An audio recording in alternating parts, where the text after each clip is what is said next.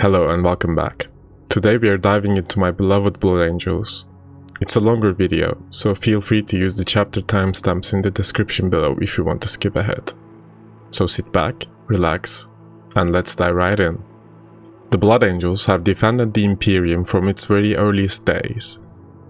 Under the command of their great Primarch Sanguinius, the Blood Angels fought in the vanguard of the Great Crusade as the Emperor strove to reunite the sundered mankind, and stood again at his side through the Horus Heresy when dreams were made dust by the War Master's treacherous actions. Of the 9 Space Marine legions who stayed true to the Emperor, none battled so hard or suffered so much as the Blood Angels. They fought through the greatest killing fields of the galaxy's spanning civil war, their genetically enhanced bodies and battle-hardened minds tested to the limit. Through fire and slaughter, the Blood Angels came at last to the final conflict aboard Horus's battle barge. The tumultuous battle that left Sanguinius dead, the Emperor mortally wounded, and the Blood Angels accursed. The outlook of Sanguinius did much to shape his chapter. There's a powerful mystical streak to many of the Blood Angels' traditions, and this can only have come from the spiritual teachings of the Winged Primarch. Sanguinius also indoctrinated his followers with a strong belief that things can be changed for the better. After all, the process of transforming a scabby scavenger into a tall, proud and handsome warrior is living proof of the tenet that courage, refinement and nobility can be shaped from the crudest clay. This belief can be seen in all the things Blood Angels do. They strive for perfection. Their works of art are things of beauty. Their martial disciplines are practiced unceasingly. They also see evidence of mankind's capacity for folly and destruction. Their doctrines are permeated with a sense of mortality and the fallen greatness of mankind. Physically, the Blood Angels are among the longest lived of all the Space Marine chapters. One of the peculiarities of their aberrant gene seed is that it has vastly increased the lifespan of those who bear it. So it's not uncommon for a Blood Angel to live for 1,000 years. Indeed, the current commander of the chapter, Dante, is known to have lived over a millennia, and is almost certainly far older. These vastly extended lifespans allow the Blood Angels to perfect their techniques in art as well as in war. They have centuries in which to perfect the disciplines to which they turn their minds. This accounts for the fact that the Blood Angels' armor and banners are among the most ornate of all the Space Marines. The Blood Angels are shaped not only by personality and deeds of Sanguinius, but also by the nature of their chapter planet Baal. Few worlds in the entire Imperium could have as devastating an impact on the human soul as Baal and its inhabited moons, Baal Prime and Baal Secundus. In ancient days, Baal and its moons had Earth-like atmospheres. Baal itself was a world of red deserts, but its moons were paradises for mortals, where folk lived in harmony with nature and pursued lives of ease and freedom. The people of Baal became exceptional artisans, and spent their time in creating mighty monuments, carving the mountains themselves into statues of their rulers and their gods. They even ventured onto the surface of desolate Baal itself, leaving colonies and breathtaking edifices in their wake. No one knows exactly what happened to change this idyllic state of affairs. All that is certain is that during the fearful events that marked the downfall of human society and the end of the Dark Age of technology, the moons of Baal suffered terribly. Ancient weapons of terrifying potency were unleashed. Cities became plains of smoldering glass. Lush grasslands became polluted deserts. Seas became poisoned lakes of toxic sludge. The people of Baal died in their millions, and it looked as if humanity might become extinct in the Baal system. But somehow people survived. They clung precariously to life on the edges of their radioactive deserts. They became scavengers, picking through the scattered bones of their own once great civilization. In the dark time that followed the collapse of all order, some became worse than scavengers, and in their desperation turned to cannibalism.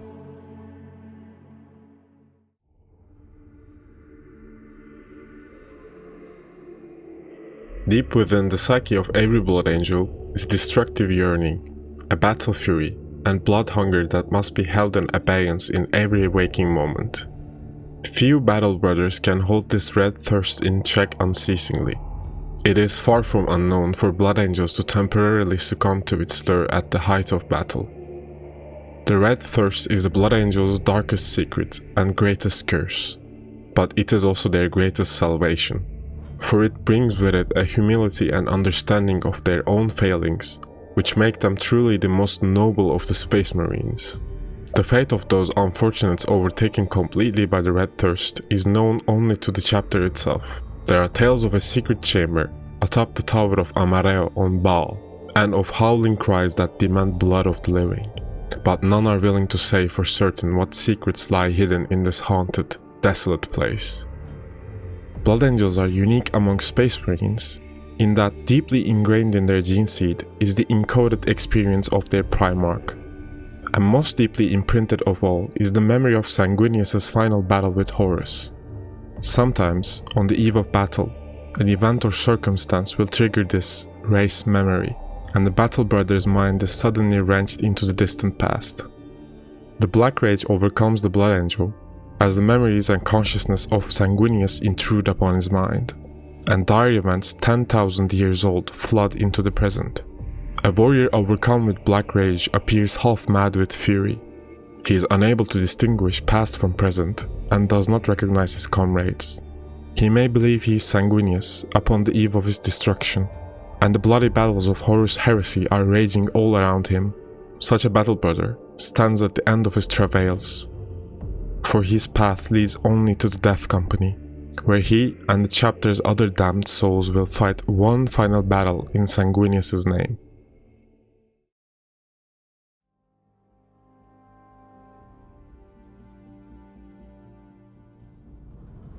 Assault squads form the core of the Blood Angels' close-quarter shock troops. Jump packs blazing, they roar across the battlefield on wings of flame, assailing the enemy where he least expects it, winning victory through valor, courage, and battle fury. Here, a Blood Angel's role and duties will mesh most closely with his innate skills and aptitudes.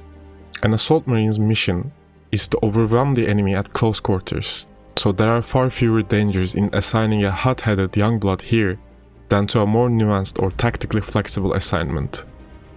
Furthermore, all Blood Angels have an innate affinity towards aerial combat.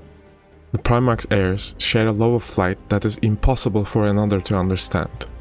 To a Blood Angel, a jump pack is therefore not a simple machine or battlefield tool.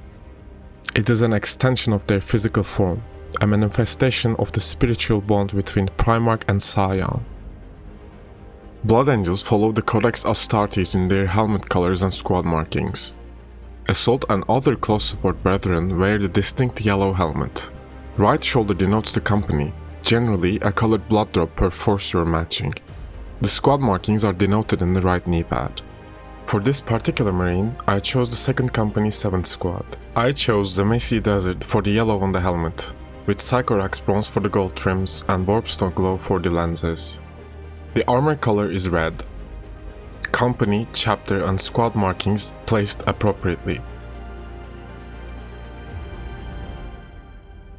To be a member of a tactical squad is to have proven yourself beyond all doubt in every aspect of war.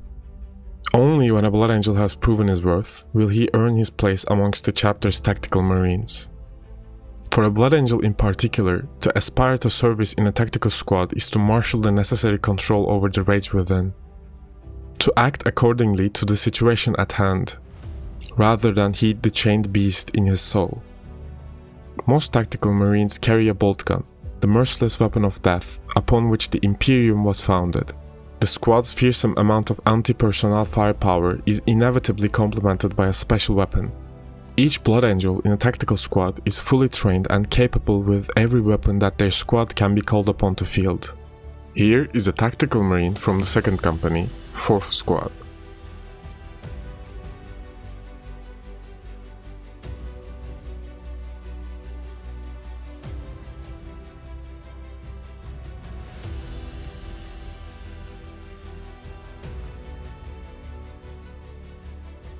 The armor is colored in red with Sycorax bronze trims. I used Caliban green for the lenses this time, for a darker green. The squad marking is placed on the right knee pad, with the chapter icon on the left shoulder pad. The veterans of the Blood Angels First Company are amongst the finest warriors in the galaxy. Armed and armored accordingly, each seasoned warrior is a hero in his own right. His deeds recorded upon the honor scrolls in the chapter's Gallery Gloriam. As with most Space Marine chapters, those veterans not equipped with Terminator armor are broken into Sternguard and Vanguard squads. Unlike other troops, veterans are permitted to select their own weaponry, rather than have it thrust upon them by traditional doctrine. The veterans of the Blood Angels wear gold helmets. They are broken into Sternguard squads, who wear ornate power armor, and Vanguard veterans, who use jump packs. The veterans have veteran markings on the right knee pad instead of a squad marking.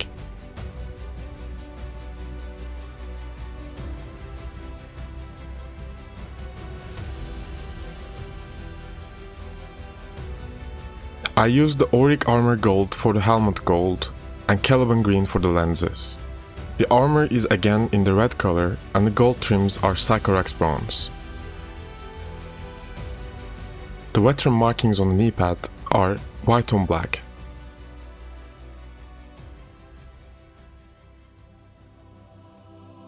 Warhammer lore is meant to be messy. In universe, records are redacted, propaganda distorts facts, and eyewitnesses are unreliable. Out of universe, Games Workshop publishes lore across codices, campaign books, black library novels, and white dwarfs. And those sources evolve or even contradict each other over time. Because of that, which source you choose matters. In my videos, I will try to cite every official source I used. You can check my citations in the end of each video that includes Warhammer lore, or in the description below. Also, I want to thank the incredible artists and composers who let me feature their works in my videos. They are the ones who turn the worlds we love into tangible pieces, bringing Warhammer's myths to life on the pages and in our ears. Their craft makes these videos possible. Please do check out the links to their profiles in the description as well. And with that, see you on the next one.